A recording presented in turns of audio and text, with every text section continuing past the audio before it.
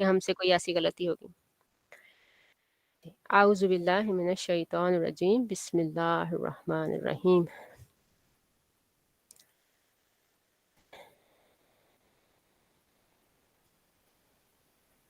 ما كان الله ليذر المؤمنين على ما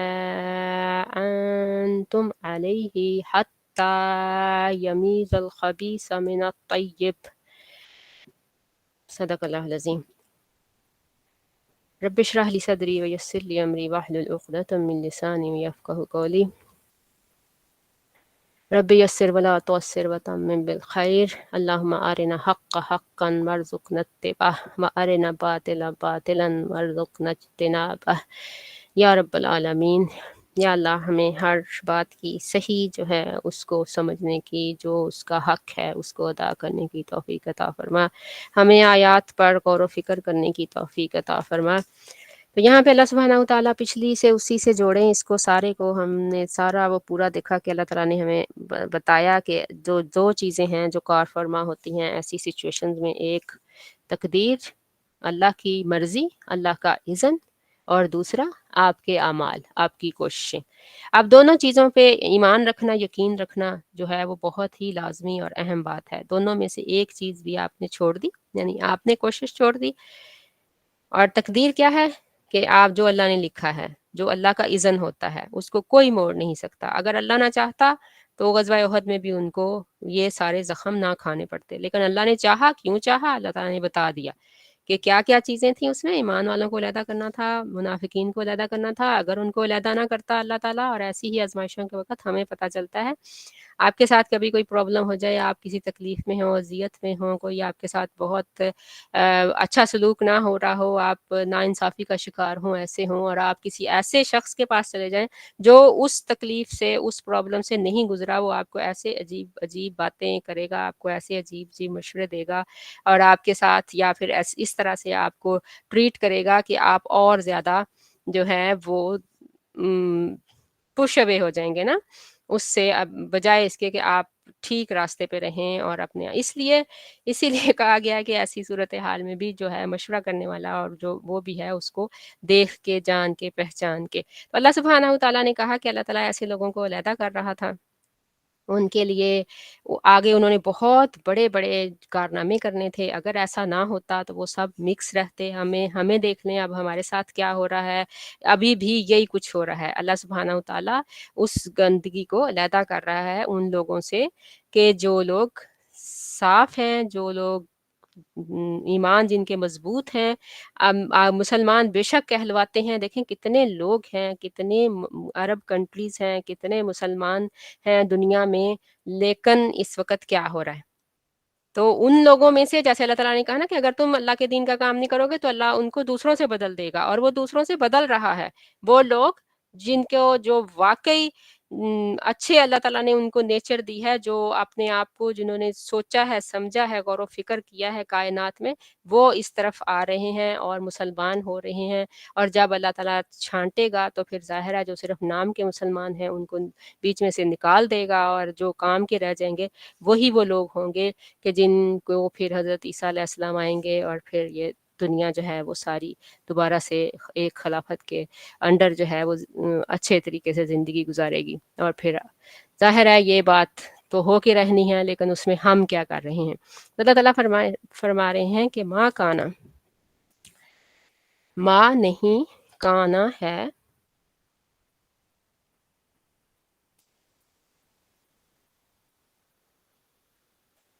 ماں نہیں، کانا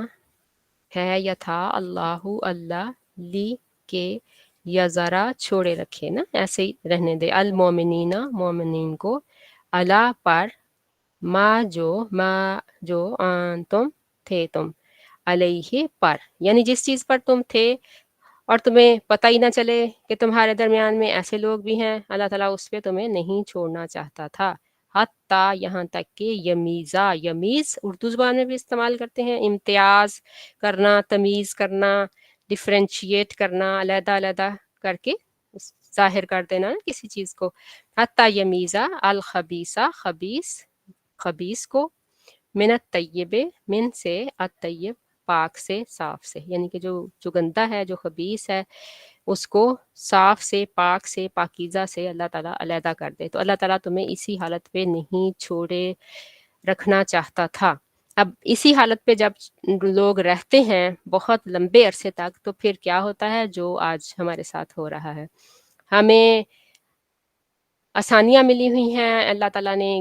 بہت ایسی آزمائشوں میں نہیں ڈالا، ایسی صورت حال پیش نہیں آتی، ہم اپنے بارے میں سوچنا چھوڑ دیتے ہیں، ہم اپنے غور و فکر کرنا چھوڑ دیتے ہیں، اپنی نیتوں کو کنگھالنا چھوڑ دیتے ہیں۔ اسی وقت انسان اللہ کی طرف پلٹتا ہے جب اس کو کوئی تکلیف، کوئی تنگی، کوئی مصیبت، کوئی مشکل آتی ہے۔ پھر اس امتحان میں اگر وہ کامیاب ہو جائے، اگر صحیح راستہ اختیار کر لے، اگر صحیح بات اس کی سمجھ میں آ جائے، تو پھر کیا ہے کہ وہ کامیاب ہو جاتا ہے،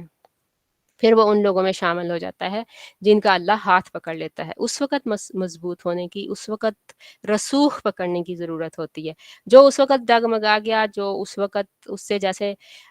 نبی صلی اللہ علیہ وآلہ وسلم نے فرمایا کہ جب دکھ اور تکلیف کا ٹائم ہوتا ہے، اس وقت تکلیف سے آہ نکلنا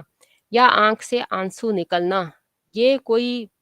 نامناسب بات نہیں ہے، یہ نیچرل ہے۔ اللہ تعالیٰ نے انسان کو ایسے ہی پیدا کیا ہے، اس کی آنکھ سے آنسو نکلتا ہے، اس کے منہ سے آہ نکل جاتی ہے، اس کو تکلیف سے ہائے وہ کہہ دیتا ہے، لیکن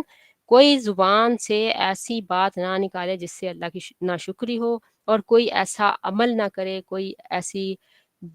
اپنا بیہیویئر نہ جو ہے نا وہ اپنا لے کہ جس کی وجہ سے اللہ کی نافرمانی ہو، تو پھر بندہ ناکام ہو جاتا ہے، وہاں پہ وہ فیل ہو جاتا ہے۔ تو یہ ہم نے دیکھنا ہے،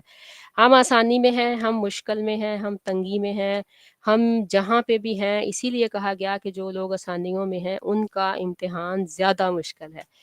کیونکہ ان کو جگانے والا، ان کو اٹھانے والا، ان کو پوک کرنے والا کوئی چیز نہیں ہوتی، اور وہ اس آرام میں، تنگی میں، آسانی میں خود جو ہے نا موٹیویشن ہونا اور خود سوچنا ذرا تھوڑا سا انسان کے لیے ظاہر ہے، انسان کو اللہ کی ظاہر ہے اس طرح کی نیچر ہے، جس نے پیدا کیا ہے وہی نہ جانتا ہوگا، تو اس کے لیے مشکل ہوتا ہے، تو وہ نہیں اس طرف اس کا دھیان جاتا، نہیں دھیان کرتا۔ لیکن جب اگر آپ سو رہے ہیں، دو لوگ سو رہے ہیں، ایک آرام سے مزے سے سو رہا ہے، کوئی اس کو ہلا نہیں رہا، جگا نہیں رہا، کوئی اس کو، تو وہ خود اپنے اس سے کوئی اس کا الارم نہیں ہے، کوئی اس کے لیے موٹیویشن نہیں ہے، کوئی اس کو تنگی نہیں ہے، تو وہ سویا رہے گا۔ اور دوسرے کے لیے ظاہر ہے اس کا پہلے تو بستر ہی نہیں ہے جو ہے آرام دہ، اور پھر اس کے اوپر اس کا الارم بھی بج رہا ہے، پھر اس کو کوئی بار بار آ کے جگا بھی رہا ہے، اور اس کو بار بار کوئی پوک بھی کر رہا ہے، کوئی اس کو اس پانی بھی پھینک رہا ہے اس کے اوپر، تو وہ تو ضرور ہی اٹھ جائے گا۔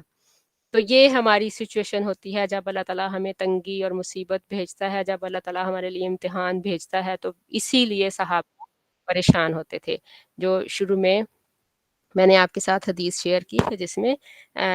جو تھا روایت کہ صحابہ جو تھے وہ اس میں پریشان ہونا شروع ہو جاتے تھے کہ جب ان کی زندگی میں بہت عرصہ آرام سے، سکون سے گزر جاتا تھا، کہ کوئی تکلیف نہیں آئی، کوئی پریشانی نہیں آئی، کوئی بیمار نہیں ہوا، کوئی کسی طرح کی جو ہے وہ ایسی چیز نہیں آئی، کوئی موقع ایسا نہیں آیا کہ جس میں وہ اپنی جان یا اپنے مال سے کچھ خرچ کریں اور کچھ محنت کریں، تو وہ پریشان ہو جاتے تھے کہ کہیں اللہ سبحانہ وتعالیٰ نے ہمیں ایسے لوگوں میں شامل تو نہیں کر دیا، اور سوچنا شروع کر دیتے تھے۔ تو جن کو اللہ نے آسانیاں دی ہیں وہ اگر ایسے سوچتے رہیں گے تو پھر راہ راست پہ رہیں گے، پھر کچھ اچھا کام کر سکیں گے، پھر آگے کے لیے کچھ اپنی اس زندگی کو استعمال کر سکیں گے، ادروائز ہم دوسری طرف کو جانا شروع ہو جاتے ہیں، اور پھر جو انجام ہوتا ہے وہ بہت برا ہوتا ہے۔ اللہ تعالیٰ ہم اس سے بچائے۔ اور ما نہ کانا تھا اللہ لیے، یعنی کہ بھی اس کے مطلب آتے ہیں، یعنی کہ ریزن بتانی ہے، اگلا جو بات ہو رہی ہے اس کی، کہ اطلاع کرتا، اطلاع اردو میں بھی استعمال کرتے ہیں ہم، اطلاع کرنا،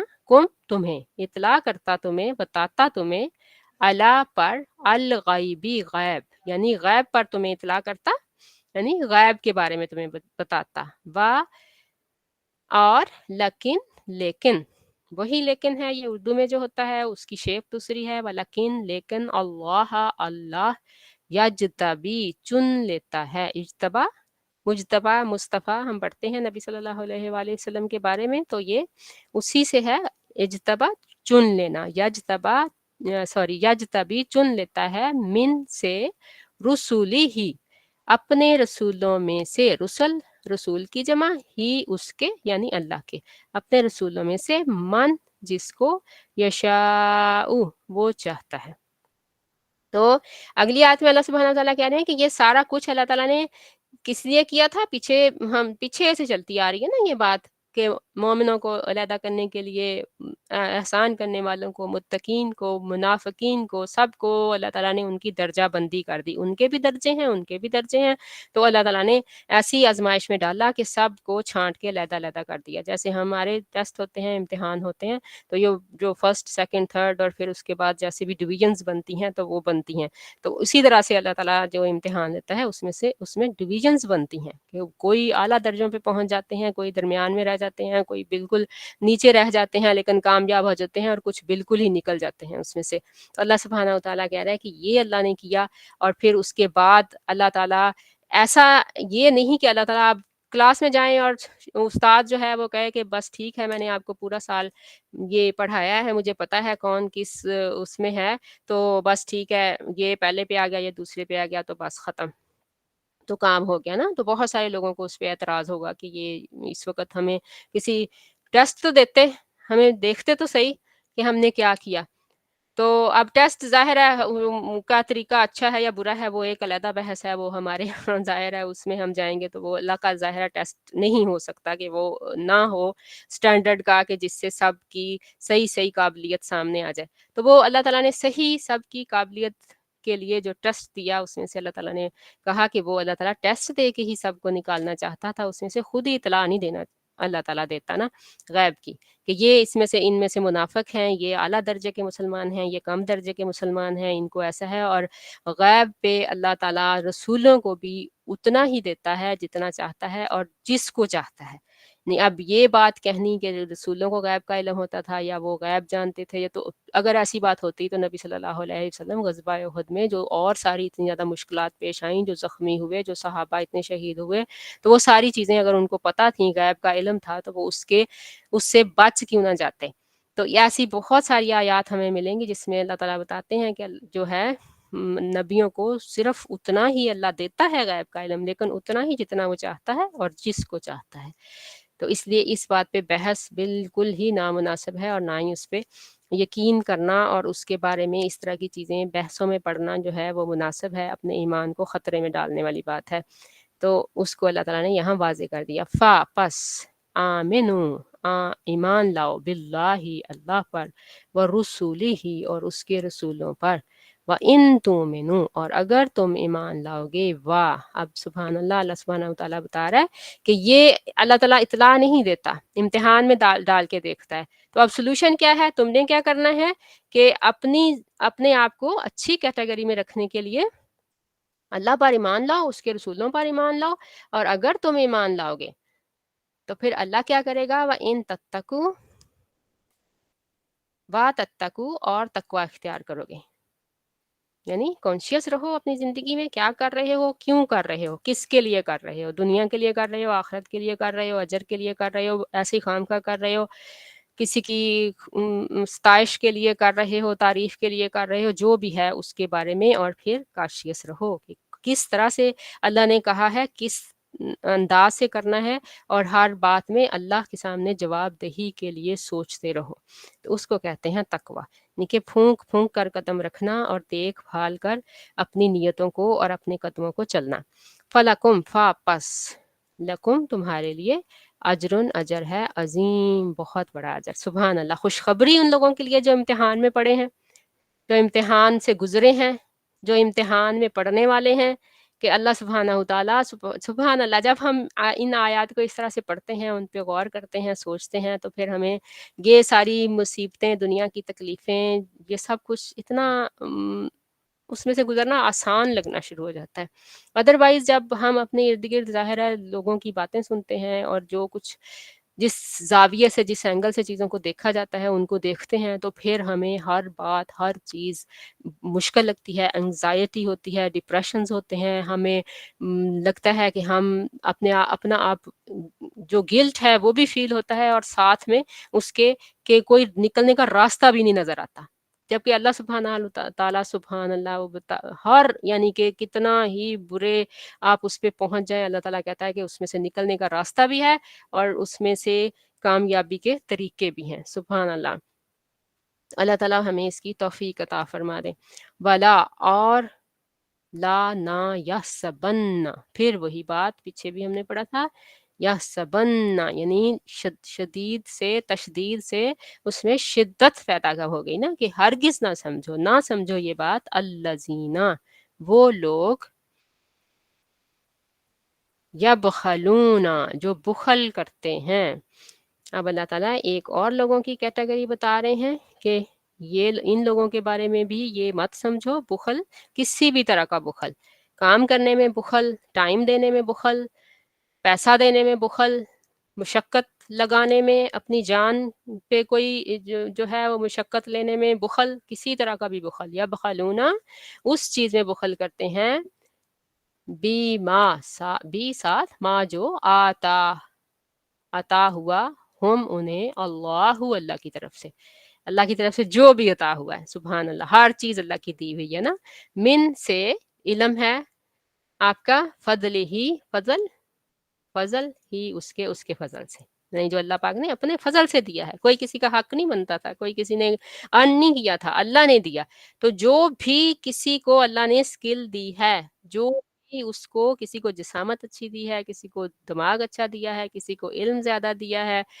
کسی کے پاس ٹائم بہت زیادہ ہے، جو بھی جس کے پاس ہے وہ کیا ہے کہ اللہ کا دیا ہوا ہے، اللہ کے فضل سے ہے. اور وہ اس میں جو بخل کرتا ہے کہ وہ ہوا وہ خیرن خیر ہے، اچھا ہے،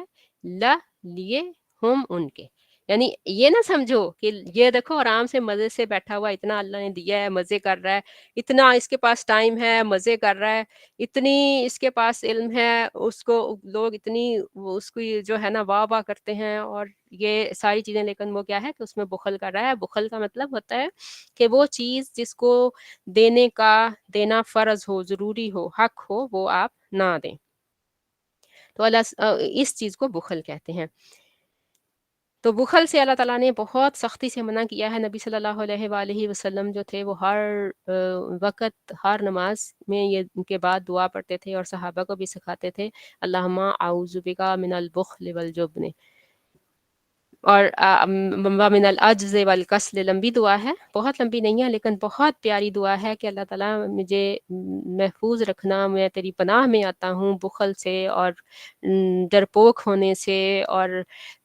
عاجز ہونے سے اور سستی سے اور نفاق سے اور شقاق سے اور ایسی عمر کو پہنچنے سے کہ جس میں میں ردی ہو جاؤں، اور ردو من ارذل العمر، کہ ارذل العمر سے اور فتنہ دجال سے. تو ان ساری چیزوں کے ساتھ بخل سے بھی پناہ مانگتے تھے.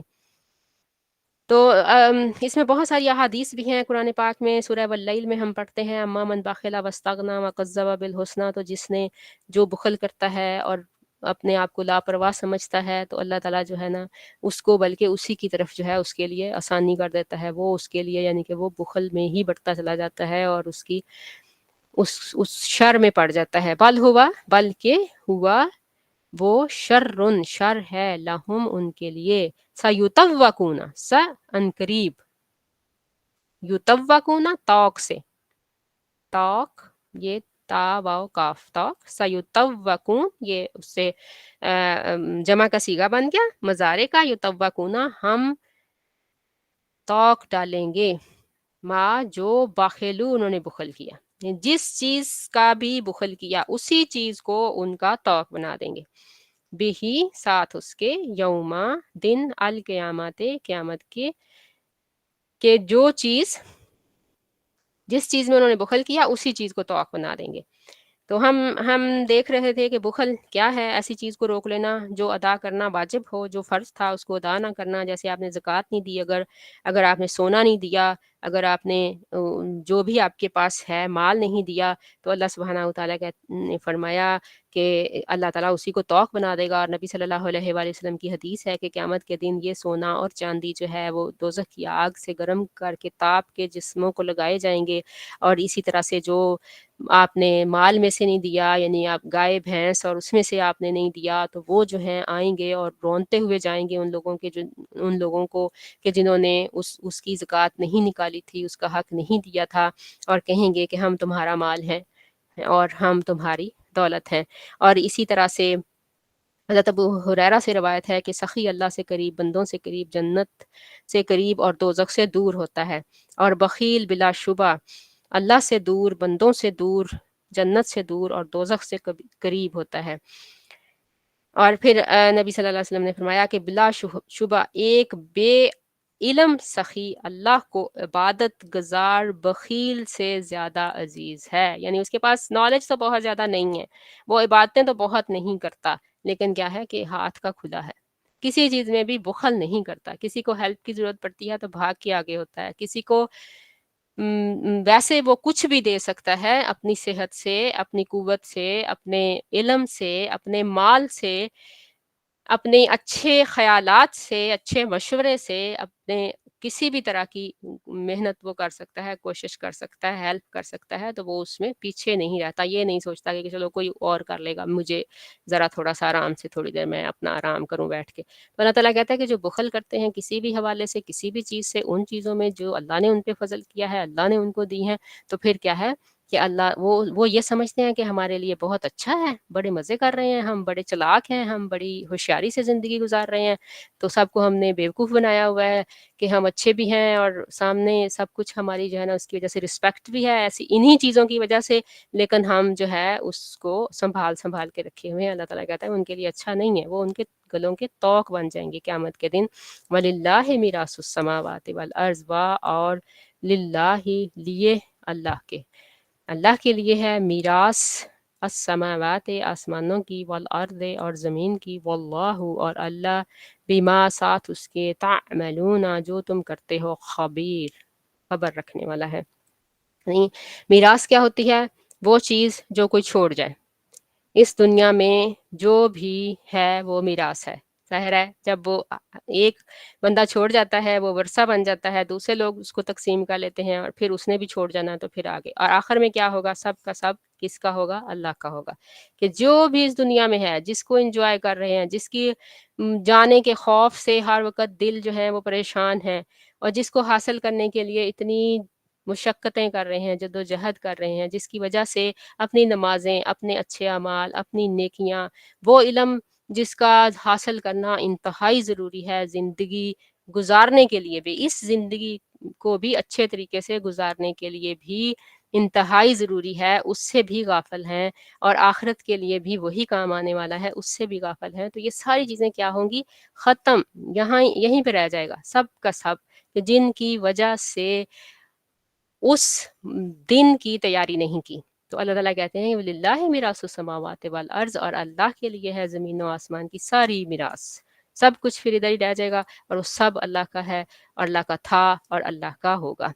اور واللہ بما تعملون خبیر اور جو بھی تم کرتے ہو اللہ تعالیٰ اس کی خبر رکھتا ہے۔ یہ نہ سمجھنا کوئی دل میں ایسی بات نہ آئے کہ شاید میری کاموں کا اللہ کو پتہ نہیں چلے گا، میری نیتوں کا اللہ کو پتہ نہیں چلے گا، میں نے جو سنبھال رکھا ہے اس کے بارے میں نہیں، لوگوں کو نہ پتہ چلے، اللہ کو پتہ چل جائے گا کہ کیا کیا میں نے اس کو عطا کیا تھا اور کس کس میں اس نے بخل کیا۔ لقد یقیناً، قد تحقیق، سبحان اللہ، دو اس میں تاکیدیں ہیں، سمع سن لیا، اللہ نے، قولا قول بات، الذین ان لوگوں کی، قالو جنہوں نے کہا، انا بے شک، اللہ فقیر فقیر ہے، با اور نحنو ہم، اغنیاء اور ہم غنی ہیں،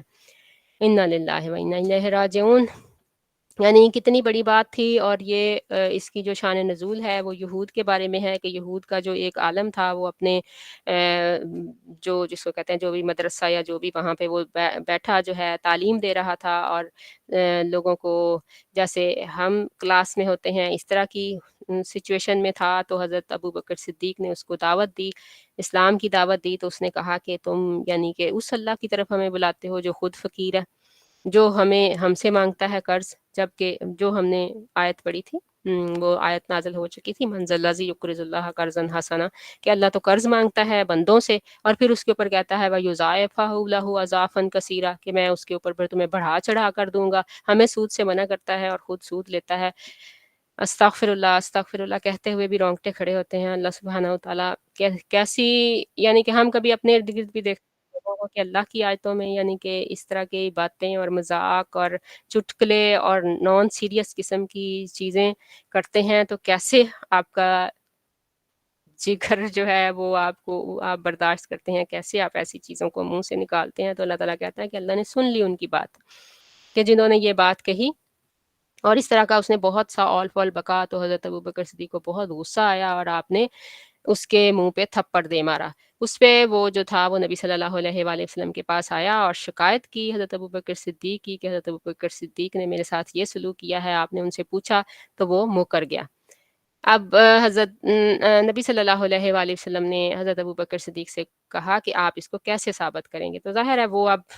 دیکھ رہے تھے کہ میں اس کو کیسے ثابت کروں، تو اللہ سبحانہ و تعالیٰ نے یہ آیات نازل فرمائیں، سبحان اللہ، جو اللہ کے سچے اور کھرے لوگ ہوتے ہیں اللہ تعالیٰ ان کی براتیں اسی وقت نازل فرما دیتا ہے۔ سنکتبو، ہم لکھ رہے ہیں، ان قریب، یعنی نکتبو، ہم لکھ لیں گے، ما جو قالو کہا،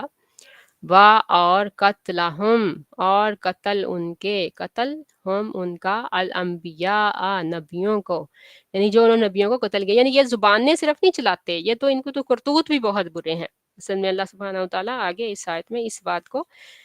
رکھا گیا ہے کہ یہ صرف زبانیں ہی نہیں چلاتے، کرتوت بھی ان کے بہت برے ہیں۔ یہ تو وہ لوگ ہیں کہ آپ کے ساتھ تو انہوں نے یہ بات کی ہے، آپ کو تو اللہ نے جو بات کہی تھی اس کے اوپر اس طرح کی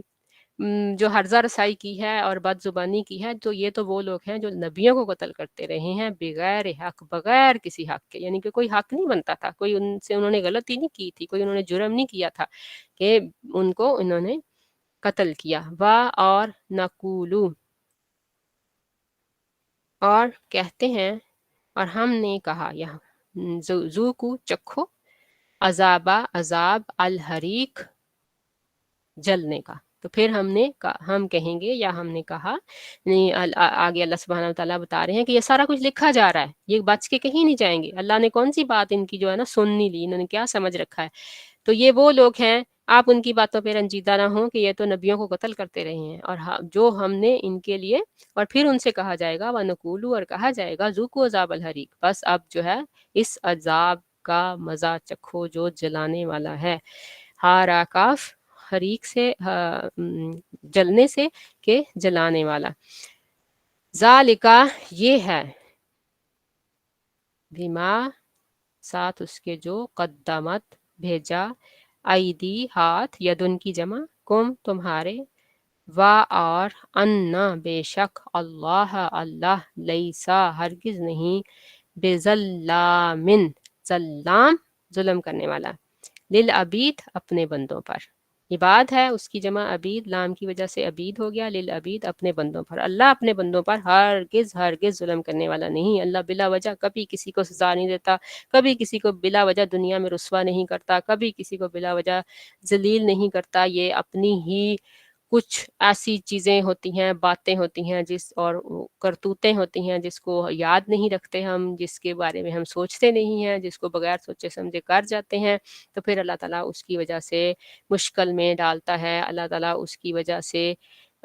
عذاب کا مزہ چکھائے گا قیامت کے روز۔ اس دنیا میں کسی کو تنگی تکلیف جو مشکل آتی ہے وہ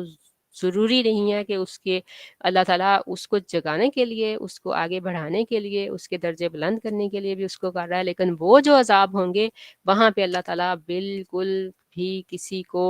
ذرا برابر بھی جو اس نے کیا ہے اس کے علاوہ اس سے کم یا زیادہ نہیں کرے گا، وہی ہوگا اس کے ساتھ جو اس نے کیا، اسی کا بدلہ چکھے گا، اسی کا۔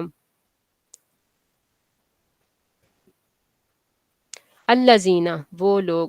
قالو، کہتے ہیں، ان اللہ، بے شک اللہ، عہدہ، عہد کیا، علینا، ہم سے، بے شک اللہ نے عہد کیا۔ جب اللہ آیا اور پھر یہاں پہ عہدہ اس کے بعد فعل، تو اس سے جب ہم گرامر تھوڑی سی اس میں جاتے ہیں تو پھر ہمیں ایسی چیزوں کا سمجھ آنے لگ جاتی ہے کہ یہ فاعل ہے، یہ مفعول ہے، یہ فعل ہے، تو پھر جو ہے اس کو اس طرح سے ہم ترتیب دیں گے جملے میں نا۔ تو وہ لوگ جنہوں نے کہا ان اللہ، بے شک اللہ نے، عہدہ، ہم سے عہد کیا، الینا، ہمارے ساتھ، اللہ، کہ نہ، نؤمنو، ہم ایمان لائیں، لیے یعنی رسول پر ایمان نہ لائیں، حتیٰ، یہاں تک کہ، یاتیانا، لائے ہمارے پاس، بقربان، قربانی، تاکلہ، کھائے،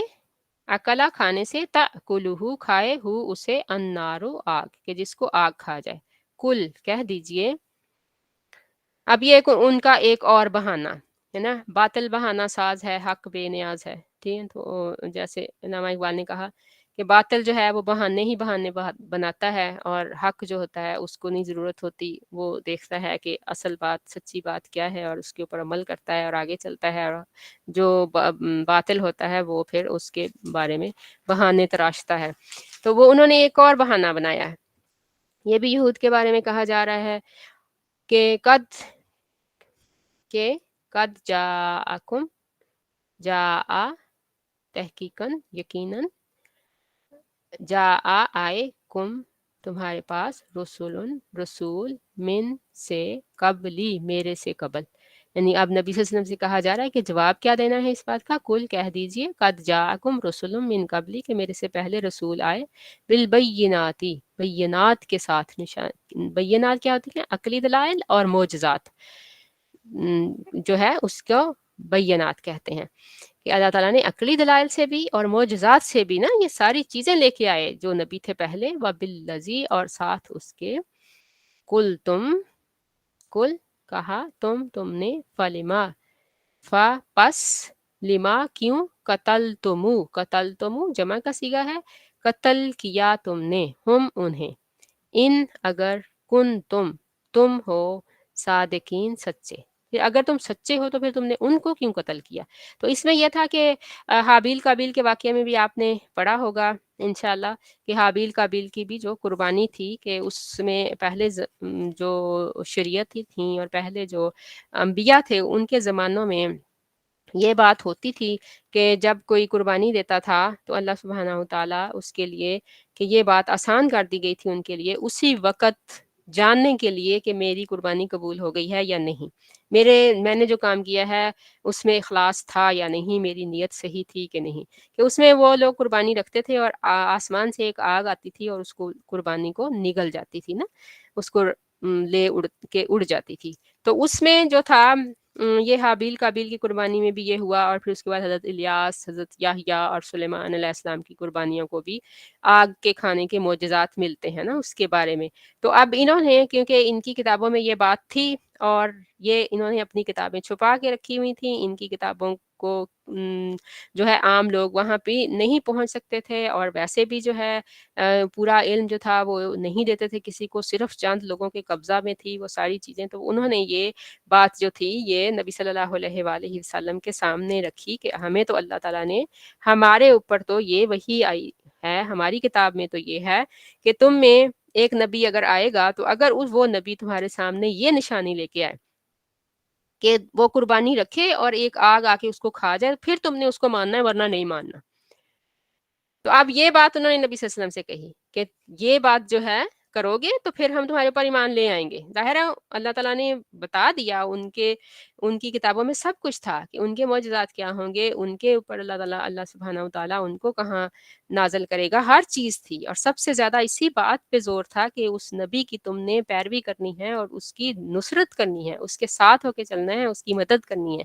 تو لیکن اسی بات کے یہ جس کو کہتا نا بالکل الٹ چل پڑے، تو انہوں نے کہا کہ آپ یہ بات کریں تو پھر ہم آپ کو مانیں گے۔ تو اللہ سبحانہ و تعالیٰ نے اس کے جواب میں نبی صلی اللہ علیہ وسلم سے یہ بات کہی جا رہی ہے کہ قد جاءکم رسل من قبلی، کہ میرے سے پہلے تمہارے پاس اتنے رسول آئے جو یہی نشانیاں لے کے آئے، یہی بینات لے کے آئے، یہی معجزات لے کے آئے جو تم مانگ رہے ہو۔ وَبِالَّذِي قُلْتُمْ، اور جو تم نے کہا، بینات بھی، اور وَبِالَّذِي قُلْتُمْ، اور جو کچھ تم کہہ رہے ہو، اور ساتھ اس کے بھی ساتھ الذی، جو قلتم تم کہہ رہے ہو، جو تم کہہ رہے ہو، اور دوسرے معجزات سب لے کے آئے تمہارے سامنے، فَلِمَا قَتَلْتُمُوهُمْ، تو پھر تم نے ان کو کیوں قتل کیا؟ کہ اگر تم سچے ہوتے، اگر تم نے ماننا ہوتا، آپ دیکھیں، آپ اپنی زندگی میں بھی، ہم اپنے آپ کو دیکھیں، دوسرے لوگوں کو دیکھیں، ہم کبھی بہت ساری چیزوں میں ہم ایسے سمجھتے ہیں کہ ہم نے جو بہانہ کیا ہے یا ہم نے جو ہمارے پاس ہے وہ بس کام بن گیا، لیکن کیا ہے کہ اگر اس پہ غور کریں، اگر سوچیں، اسی لیے اتنا زیادہ غور و فکر کرنے اور تقوی کرنے، اور اللہ سبحانہ تعالیٰ میں معاف فرمائے کہتے ہوئے بہت دل اور جان ڈرتی ہے، ہم بہت، ہماری جیسے کہتے ہیں نا گھٹی میں روزمرہ کی زندگی میں پڑی ہوئی ہیں اس طرح کی چیزیں نا، تو اس میں ہم جو بہانہ کر رہے ہوتے ہیں، جو ہم ایکسکیوز دے رہے ہوتے ہیں، اگر ہم اس کے اوپر غور کریں، ہم اگر اس کے اوپر تدبر کریں، اگر ہم اس کو خلوص نیت سے ریئلائز کریں، تو اس میں کیا ہوتا ہے کہ وہی بات باطل بہانہ ساز حق بے نیاز ہے، کہ وہ باطل جو ہوتا ہے، وہ جو جھوٹ ہوتا ہے، وہ جو بدنیتی ہوتی ہے، وہ جو سستی ہوتی ہے، وہ جو کاہلی ہوتی ہے، وہ جو بخل ہوتا ہے، وہ ہمیں بہانے بنانے کی توفیق دے دیتا ہے، اور حق جو ہے وہ ہمیں ان سے چھڑانے کی ہمارے پاس قوت نہیں ہوتی، ایمان ہمارا اتنا مضبوط نہیں ہوتا کہ ہم اس میں سے نکل جائیں۔ تو اللہ تعالیٰ اس کا جواب دے رہے ہیں کہ یہ تو بہانے ہیں سارے، اب اللہ تعالیٰ یہ تو نہیں کرے گا کہ جو فرمائش کرو، جو تم کہو وہ پورا کرنا شروع کر دے، بلکہ یہ ہے کہ اللہ تعالیٰ تمہیں تمہاری ہسٹری یاد دلائے گا کہ جو تم پہلے کیا کرتے رہے ہو، اور یہ ظاہر ہے ان کے لیے نہیں ہے۔ ہمیں جہاں پہ بھی یہ بات فیل ہو کہ یہ پہلے لوگوں کو کہا تھا، یہ اساطیر الاولین ہیں، پہلے لوگوں کی کہانیاں ہیں، تو ہمیں وہاں پہ ہوشیار ہو جانا چاہیے، کوشش کرنی چاہیے، غور کرنا چاہیے کہ ہمارے لیے اس میں کیا میسج ہے۔ تو یہی بات ہے، ہمیشہ ہمیشہ کے لیے اللہ تعالیٰ ہمیں ہمارے ایمان میں مضبوط کرے اور ہمیں توفیق دے کہ ہم جو ہے باطل بہانے نہ بنائیں، اور جتنی بھی کوشش اور محنت ہو سکتی ہے ہم اللہ کے دین کے لیے کریں، ہم بخل نہ کریں، اور ہم ان لوگوں میں شامل نہ ہوں کہ جن کے اوپر جب اللہ آزمائش بھیجتا ہے، اللہ تعالیٰ تنگی بھیجتا ہے، تکلیف بھیجتا ہے، اللہ تعالیٰ ان کو جگانے کے لیے، ان کو لفٹ اپ کرنے کے لیے، ان کو بہتر بنانے کے لیے، تو وہ اور نیچے چلے جاتے ہیں۔ اللہ تعالیٰ ہمیں توفیق دے کہ ہم حق کو حق دیکھیں اور باطل کو باطل دیکھیں، اور پھر ہم اس کے مطابق اپنی زندگی گزاریں۔ آمین یا رب العالمین۔ سبحانک اللہم وبحمدک ونشہد ان لا الہ الا انت ونستغفرک ونتوب الیک۔